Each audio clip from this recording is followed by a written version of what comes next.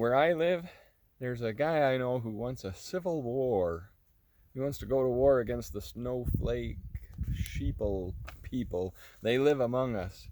He wants to go to war so when he has grandchildren later in life, he can tell stories about the great war of the snowflakes. I said to him, "You mean you want me to fight Stanley down the road? I can never do anything to hurt Stanley." And this guy who wants a civil war had the nerve to say to me, he said, "You don't have to fight in the war because you are too old." I'm too old. I don't even want to fight in his civil war, but I don't want him telling me I'm too old to fight in his civil war.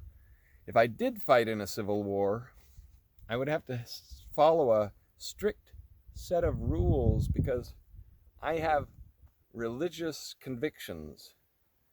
I would have to love my enemies.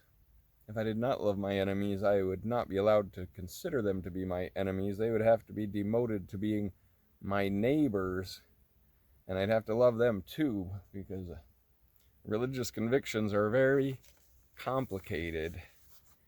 We could have a civil war, but it would have to remain civil. Instead of shooting each other, we'd have to vote on things, making it not an actual civil war, but more of a competition.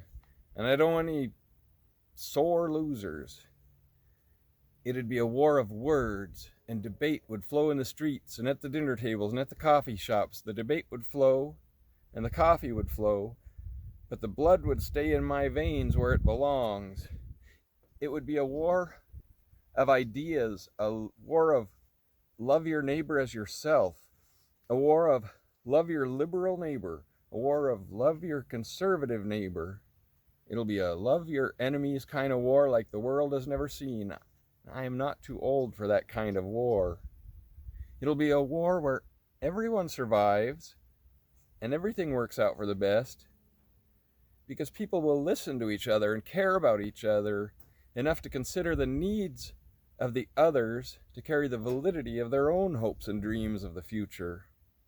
If we, for once, just once, see what happens if we listen to the one who said, "Love your neighbor the way you would love yourself," then everything will be, we will all be just fine.